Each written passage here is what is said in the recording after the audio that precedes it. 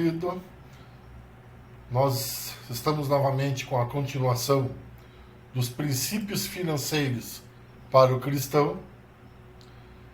Quem eventualmente perdeu as aulas anteriores, nós vamos disponibilizá-las. Tá? Nós vimos em primeiro lugar alguns pontos referentes ao que diz a palavra, né? Referente ao que você ganha, ao que deve ser do Senhor, o porquê, certo? Desculpas que normalmente nós utilizamos, eu já usei muitas desculpas do porquê que eu não dava o dízimo a Deus. E a partir de agora nós vamos trabalhar com os 90% restantes. Você recebeu o seu salário, primeira coisa, tira os 10% de Deus, não é para pagar tudo que você deve, o que sobrou, tu vê se consegue dar o dízimo. Não, aí tu sempre vai ter problemas. Recebeu, tira os 10% e depois você vê o que você vai pagar. Amém? Não esqueça que nós somos mordomos, ou seja, administradores fiéis daquilo que Deus nos dá.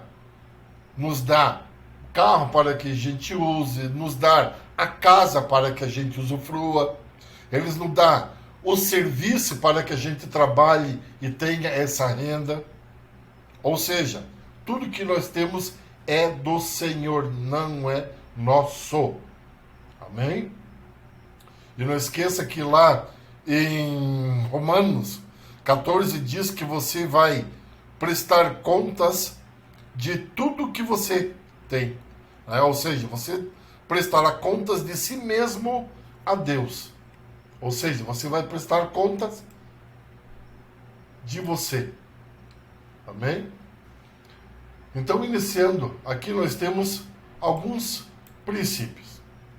Dentro do que você tem, dentro da sua parte financeira de um modo geral, tem algumas perguntas aqui que eu quero que você analise, que eu quero que você pense na sua situação sobre estas questões aqui. Em primeiro lugar, o que nós precisamos para viver?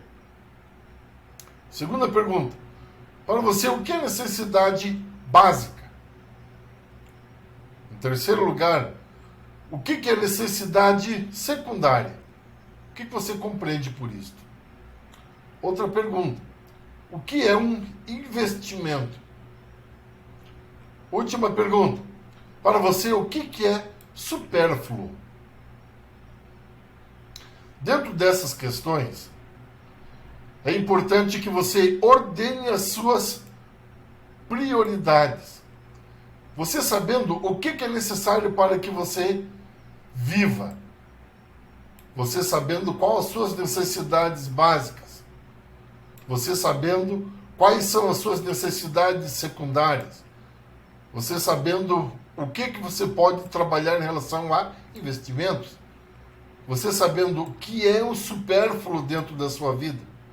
Você vai poder ordenar as suas prioridades. Não esqueça que prioridade é uma palavra que não tem plural. Eu coloquei no plural, mas essa palavra não existe plural. Porque a partir do momento que você tem uma segunda prioridade, a primeira deixa de ser. Prioridade é aquilo que você tem que fazer por primeiro, tá? Nós colocamos aqui em plural, porque eventualmente você vai ter alguma informação secundária, uma informação terciária que você vai precisar ordenar. Faça um orçamento detalhado, ou seja, anote esses orçamentos, anote tudo o que você gasta, todos os pontos, todos os detalhes. Por que anotar todos esses gastos? Para que você analise criteriosamente esse seu gasto. Se você não anotar tudo o que você gastou, você não vai conseguir analisar de uma forma efetiva esses seus gastos. Você vai acabar se perdendo no meio do caminho. Tá? Então, algumas prioridades são necessárias. Alguns princípios são importantes. Qual é o primeiro princípio? Ordenar estas suas prioridades. O que você precisa fazer? O que você tem que pagar? O que você obrigatoriamente tem que pagar? Faça um orçamento detalhado daquilo que você precisa comprar. Você vai fazer compras para casa, compras para uma construção, não importa. Faça um pequeno orçamento. Não esqueça de colocar nesse orçamento também o gasto que você eventualmente vai ter com combustível. Muitas vezes você olha um produto no mercado que está um pouco longe da sua casa, mas o produto é mais barato. Será que o gasto é com a gasolina ou com o transporte para ir lá naquele mercado comprar aquele produto vai valer a pena? Será que você não vai gastar muito mais comprando produto barato do que um outro que está perto da sua casa? Que você não vai ter um gasto com transporte? Então tudo isso tem que ser analisado. Por isso que é importante você anotar tudo o que você gasta. Eventuais cafezinhos, trocos que você deixa para eventual atendente, tudo o que você gasta, para que você não se perca. E para que você também consiga avaliar todos esses seus gastos. E cortar alguns gastos que acabam sendo supérfluos, no momento que você tem de crise e precisar cortar alguma coisa. Amém? Outro ponto importante que devemos analisar são os sistemas de crédito, ou seja, umas ferramentas financeiras. Na Bíblia não havia sistemas de crédito, havia compras a prazo, com um amigo, com o pai, as compras de terras, mas não havia cheques predatados, cartões de créditos, não havia compras de utilidades para o dia a dia, né? E as facilidades que nós temos hoje em dia. Pagar em 15 vezes, né? Nós temos terrenos, apartamentos e casas que são vendidos em até 360 meses. Então nada disso tinha na época. E este é um grande mal dessa nossa época. O professor Stephen Kennedy, ele diz que infelizmente não podemos criar mandamentos que eliminariam um grande sofrimento, um imenso sofrimento em nossas vidas. Mandamento esse que iriam reduzir inúmeros conflitos familiares. E um mandamento simples que ia devolver paz de espírito para muitas pessoas e muitos lares. Se pudéssemos, ele proporia um 11º mandamento, que seria: jamais compre a prazo. Jamais comprarás a prazo, principalmente a longos prazos. Porque muitas vezes, se você for analisar o que você gasta de juros, dá para comprar 2, 3, 4 objetos. Então cuide com esses longos prazos. Fuja dessa armadilha, pois o juro é imenso nessas compras a grandes prazos. Esses juros são imensos. Faça as contas. Vocês vão se assustar com o que você vai pagar além do valor daquele objeto. Tá? Tome muito cuidado com isso. Precisa comprar a prazo? Compre, mas não faça a longas prestações. Compre 3, 4, 5 vezes, 10 vezes, né? Mas não coloque a 15, 20, 36 meses, 120 meses. Isso aí é um grande problema. E que também acaba causando um grande endividamento pessoal. O crediário sem fim e as compras a prazo, elas deturpam a nossa condição humana. O trabalho acaba se tornando uma obrigação para salvar essas dívidas do que nós consumimos. O consumo deveria ser uma recompensa pelo nosso trabalho, Mas nós estamos fazendo ao contrário. Nós estamos trabalhando para pagarmos este consumo. Mas não, o consumo deveria ser uma recompensa por nosso serviço. O sistema de crédito ele está deturpando a nossa vida, pois nós vivemos para pagar contas. E isso é uma realidade que muitas pessoas vivem.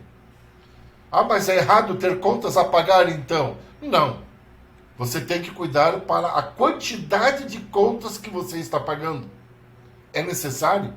Você precisa pagar estas contas, precisa fazer estas dívidas para que sejam pagas. A partir do momento que você faz uma dívida, é sua obrigação cristã pagar estas dívidas, para que você não seja caloteiro, para que você não seja amaldiçoado. Fez uma dívida, pague-a. Mas é necessário fazer a dívida? É necessário analisar. Com isso, nós voltamos à questão anterior de ver o que é supérfluo, o que é importante, o que é prioritário você comprar. Qual é a sua necessidade secundária, mas ainda assim é importante que você tenha. E o que você vai poder abrir mão para cobrir uma outra dívida essencial. Amém?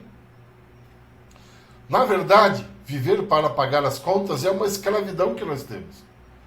Você não faz mais o que quer com o seu trabalho. Você só vai pagar as contas e para ter um pouco de prazer. E vai ter novas compras a prazo, pagando sempre juros altos. Muitas vezes, para que nós tenhamos um pouco de prazer, nós temos que fazer novas dívidas. Porque o que nós temos não dá para cobrir todas elas. E eu preciso ter um pouco de lazer. Então eu faço novas dívidas para ter um pouco de lazer. E essas novas dívidas vai gerar mais transtorno no meu trabalho. Vai ser necessário que eu trabalhe muito mais. Então acaba virando uma bola de neve, um círculo vicioso. Hoje em dia tem grandes redes que descobriram que o seu lucro está em compras a prazo e nas vendas com super garantias. Não nos produtos. E se nós não cuidarmos, nós viveremos sempre enrolados. Nosso trabalho sempre vai ser um fardo, pois é somente para pagar contas. E muitas vezes não dá para pagar todas as contas. Você ter sempre que deixar contas sem pagar para poder honrar outras. Não são os pobres que compram a prazo. É a compra a prazo que os deixa mais pobres. Não esqueça essa frase. Não são os pobres que compram a prazo. São as compras a prazo que os deixam mais pobres. Ah, se eu não comprar a prazo, eu jamais comprarei aquilo. Isso não convence, pois você vai acabar pagando muito mais. E como você pode pagar muito mais se não possui para comprar? Ou seja, se você ao invés de comprar aquele produto num prazo muito extenso, se você guardar este valor, você vai poder comprar num valor muito mais baixo, de uma forma muito mais segura e sem se afundar. Se você não possui dinheiro para comprar, como é que você pode pagar muito mais por isso? Se não tem dinheiro, não compre, deixa para comprar mais tarde. Amém? E se você não possui dinheiro, condições de comprar, pense que o Senhor não quer que você adquira agora, pois pode não ser o tempo disto. Tomemos cuidado. Precisamos zelar por isto. E por que é necessário que nós zelemos por isto? Porque o consumismo está cada vez mais batendo em nossa porta. O nosso comportamento financeiro é de fato uma expressão maior de quem nós somos por dentro. Mostra o quanto estamos dispostos a aceitar a realidade, o quanto queremos ser o que nós não somos. Vou grifar isto também para que você analise de uma forma friamente. O problema do consumismo começa quando a compra vira um vício. O termo bíblico para esse desejo desenfreado de possuir é cobiça. Ah, pastor, mas isso é uma palavra muito forte. Mas nós não podemos olhar tudo isso de uma maneira diferente. Nós temos que ver de uma forma friamente o quanto nós somos. Se nós estamos consumindo de uma forma demasiadamente, se nós estamos consumindo por necessidade ou estamos consumindo por um mero capricho. E isso mostra o que você realmente é. Se você tem o hábito de comprar,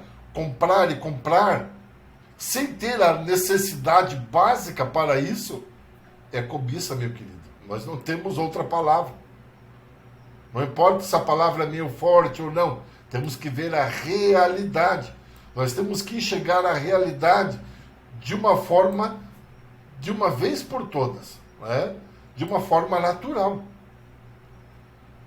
Tiago 1,14 diz, ao contrário, cada um é tentado pela sua própria cobiça, quando esta o atrai e o seduz.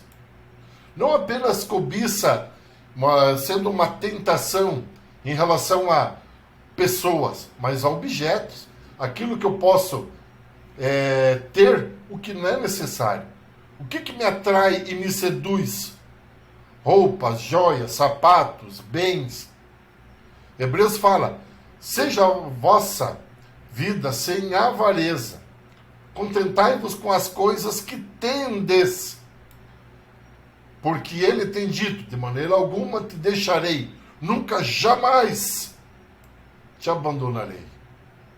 Contente-se com o que você tem. Ah, mas eu tenho muito pouco. Peça a Deus, Ele vai dar oportunidade para que você cresça.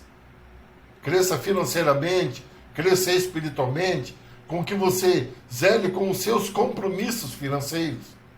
Amém? Com que você adquira os seus bens necessários. Aí de consumismo, e para finalizar esta lâmina, nós temos aqui que infelizmente existe um conceito muito difundido, embora ela seja totalmente errôneo, de pensar que somos aquilo que nós temos. Precisamos trocar esse princípio pelo bíblico, de viver com contentamento. Muitos dizem, né, que nós somos aquilo que nós possuímos. Nós somos aquilo que temos. Ah, pastor, mas eu não penso desta maneira. Mas a sociedade, de um modo geral, ela gira em torno disso. É? A sociedade, de uma forma geral, ela gira em torno disso. Reportagens, propagandas na televisão, novelas, que diga-se de passagem, não é para que você assista, né? Novelas acabam indo de forma contrária a todas as bases cristãs. Então tudo isso, filmes, episódios inúmeros na televisão, acabam mostrando isso, que somos aquilo que nós temos. Filipenses 4, 11 e 12 diz que eu aprendi a me adaptar a toda e qualquer circunstância. Eu sei o que é passar necessidade, eu sei o que é ter fartura. Eu aprendi o segredo de viver contente em toda e qualquer situação. Seja bem alimentado, com fome, tendo muito ou passando necessidade. É errado nós pensarmos que devemos ter bastante para sermos felizes. É errado nós pensarmos que devemos possuir para que nós vivamos contentemente. Nós temos sim que aprender a lidar com todas as situações. Por isso é que muitas vezes o Senhor te deixa passar por um certo vale, para que você aprenda que na necessidade Ele pode te sustentar. Assim como Ele quer que na fartura você não esqueça dEle. Amém? E é fácil na fartura, na bonança, nós esquecermos de Deus. É fácil no termos muito, não lembrarmos do Senhor. Tome muito cuidado, meu querido irmão, minha querida irmã. Deus abençoe a sua vida grandiosamente. Na próxima aula, no próximo vídeo, aliás, nós iremos trabalhar um pouco sobre dívidas, um pouco sobre ser fiador e assim por diante. Amém? Deus o abençoe grandiosamente.